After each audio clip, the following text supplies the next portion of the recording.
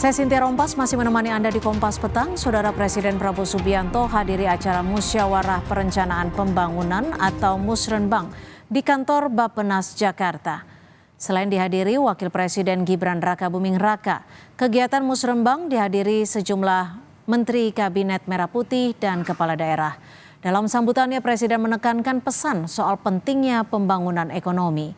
Prabowo juga memberi pesan soal peran pemerintah kepada rakyatnya. Pendiri-pendiri negara ini menghanut faham bahwa perekonomian disusun atas dasar azas kekeluargaan.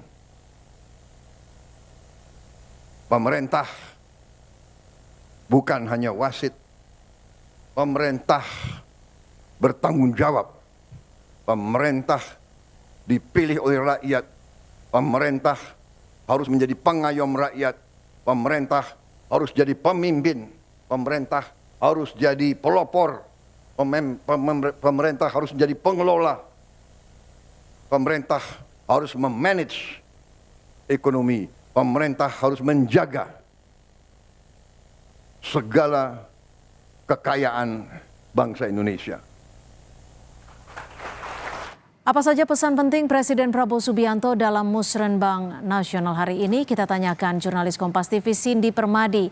Cindy, apa saja yang ditekankan Presiden Prabowo yang juga disebut menyinggung soal penegakan hukum terkait kasus korupsi?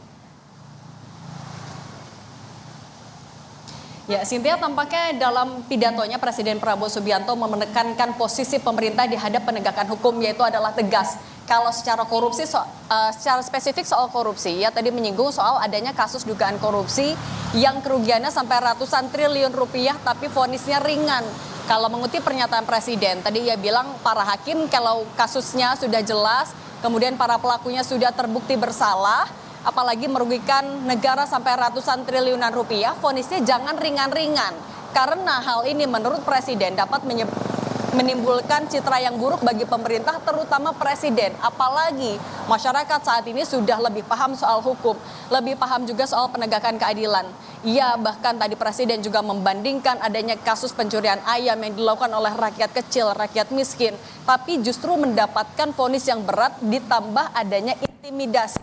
Oleh karena itu Presiden tadi menyinggung ataupun juga meminta kepada Menteri IMIPAS dan Jaksa Agung terkait kasus korupsi yang tadi merugikan negara sampai ratusan triliun rupiah untuk bisa diajukan banding, bahkan menuntut sampai 50 tahun penjara. Kita dengarkan dulu pernyataan lengkap dari Presiden Prabowo Subianto soal ini.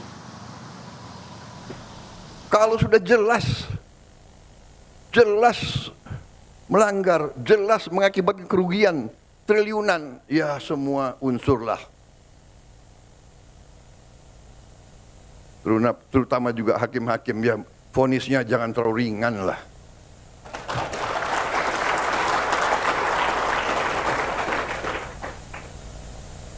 Nanti dibilang Prabowo nggak ngerti hukum lagi. Tapi rakyat pun ngerti, rakyat di pinggir jalan ngerti. Ngerampok triliunan, kalau triliunan, ratusan triliun. Jaksa Agung naik banding nggak? Naik banding ya? Naik banding. Vonisnya ya 50 tahun begitu kira-kira itu.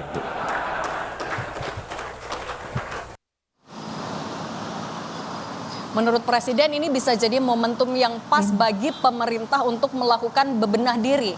Jangan sampai bebenah ini dilakukan oleh masyarakat. Jadi masyarakat yang membenahi pemerintah sehingga pemerintah harus evaluasi diri.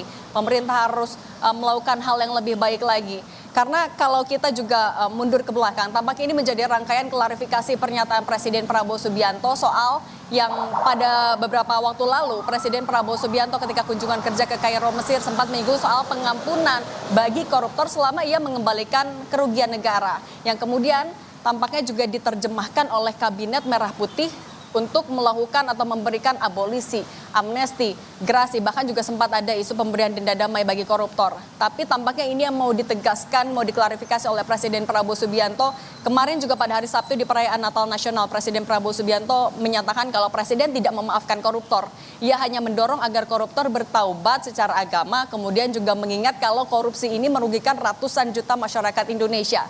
Artinya Presiden Prabowo Subianto sekali lagi mau menguatkan kembali posisinya, memastikan posisinya di hadapan hukum, yaitu tegas dan tidak tebang pilih. Kalau kita juga ingat ketika pertama kali dilantik sebagai presiden, Prabowo Subianto pada 20 Oktober 2024 di DPR RI, ia juga menegaskan soal pentingnya penegakan hukum yang tegas, kemudian juga dalam beberapa kesempatan bertemu dengan pihak-pihak lain di istana seperti investor dari luar negeri. Ia menyebutkan kalau korupsi yang menyebabkan kerugian negara, apalagi menghambat pemasukan negara seperti investasi, itu tidak bisa diberikan ampun. Artinya penegakan yang tegas ini yang mau dipatri di pikiran para publik di awal pemerintahan Prabowo Subianto. Nah, kemudian tadi juga selain soal korupsi yang juga ditekankan oleh Presiden Prabowo Subianto atau diterjemahkan dalam RPJMN tahun 2024-2029, ada juga soal pembangunan indeks modal manusia. Penurunan tingkat kemiskinan menjadi 4,5% di tahun 2029.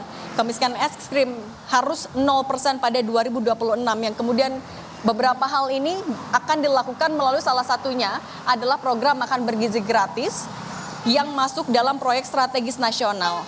Kalau menurut Presiden Prabowo, proyek ini bisa menciptakan lapangan kerja dan pertumbuhan ekonomi 0,86% di tahun pertama dengan modal APBN 71 triliun rupiah. Cynthia. Baik, terima kasih atas laporan Anda, jurnalis Kompas TV Cindy Permadi.